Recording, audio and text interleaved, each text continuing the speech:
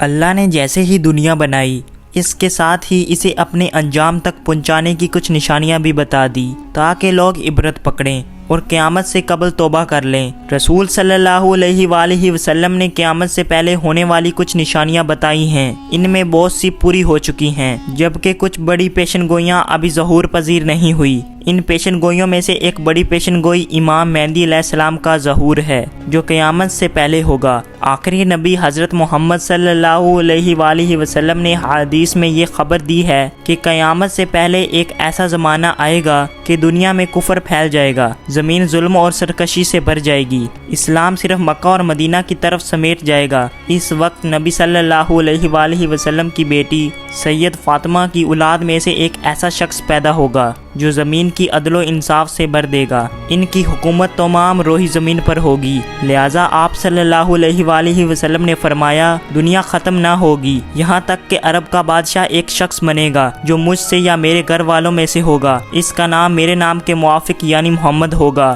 اس کے والد کا نام میرے والد کے نام کے موافق یعنی عبداللہ ہوگا، وہ زمین کو عدل و انصاف سے بھر دے گا جیسے وہ ظلم و زیادتی سے بھری ہوئی تھی۔ اس روایت سے یہ پتہ چلتا ہے کہ کرب قیامت میں مسلمان کے ہاتھوں سے حکومت چھن چکی ہوگی، حالات بد سے بدتر ہو جائیں گے اور ہر طرف کفر و شرک عام ہو جائے گا۔ اس دور میں حکومت پر بیٹھے رہنما طاغوت کی ہدایت کرنے والے ہوں گے جو ظلم و زیادتی کریں گے اور عوام ان سے پریشان ہو چکی ہوگی۔ اس طریقے دور میں بالکل اس طرح جیسے عرب زمانہ جاہلیت میں کفر و شرک کیا کرتے تھے اور پوری دنیا ظلم و سرکشی کا بول بولا تھا، اس وقت اللہ کی انسانیت کی رہنمائی کے لیے امام کائنات حضرت محمد صلی اللہ علیہ وآلہ وسلم کو مبعوث فرمایا تھا۔ اس طرح کرب قیامت کے ان بدترین حالات میں اللہ امام مہدی علیہ السلام کو مبعوث فرمائے گا۔ لہٰذا حضرت جابر بن عبداللہ سے روایت ہے کہ رسول صلی اللہ علیہ وآلہ وسلم نے فرمایا وہ وقت قریب ہے جب عراق والوں کے پاس روپے اور غلہ انہی پر پابندی لگا دی جائے گی۔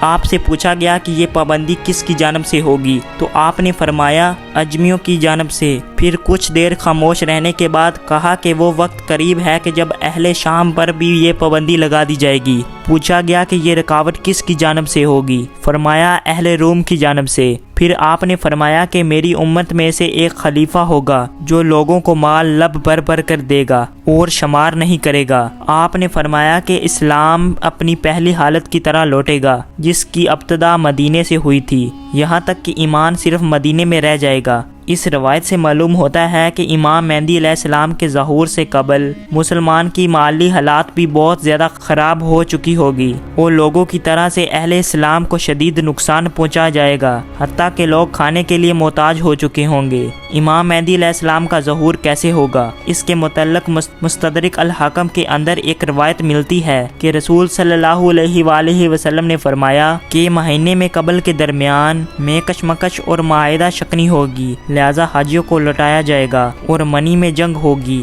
بہت زیادہ قتل و عام اور خون خرابہ ہوگا، یہاں تک کہ عقبہ جبرہ پر بھی خون بہہ رہا ہوگا۔ نوبت یہاں تک آئے گی کہ حرم والے یعنی امام مہدی علیہ السلام بھی وہاں سے چلے جائیں گے اور بھاگ کر وہ رکن اور مقام ابراہیم کے درمیان میں آئیں گے اور ان کے ہاتھ پر بیعت کی جائے گی، اگرچہ امام مہدی علیہ السلام اس کو پسند نہیں کریں گے۔ بیعت کرنے والوں کی تعداد اہل بدر کے برابر ہوگی۔ ان بیعت کرنے والوں میں سے زمین و آسمان والے خوش ہو جائیں گے جب لوگ بھاگے بھاگے امام مہدی علیہ السلام کے پاس آئیں گے تو اس وقت مہدی کعبہ سے لپٹے ہوئے رو رہے ہوں گے، چنانچہ لوگ مہدی سے کہیں گے کہ آئے ہم آپ کے ہاتھ پر بیعت کرتے ہیں۔ امام مہدی علیہ السلام کہیں گے کہ افسوس، تم کتنے ہی معاہدوں کو توڑ چکے ہو اور کس قدر خون خرابہ کر چکے ہو۔ اس کے بعد نہ چاہتے ہوئے بھی وہ بیعت کریں گے۔ پھر آپ نے فرمایا اے لوگو، جب تم انہیں پا لو تو تم ان کے ہاتھ بیعت کر لینا، کیونکہ وہ دنیا میں بھی مہدی ہیں اور آسمان میں بھی مہدی ہیں، لہٰذا امام مہدی علیہ السلام کو لوگ ان نشانیوں سے پہچان لیں گے اور ان کے ہاتھوں پر بیعت کریں گے۔ آپ امت کے رہنما ثابت ہوں گے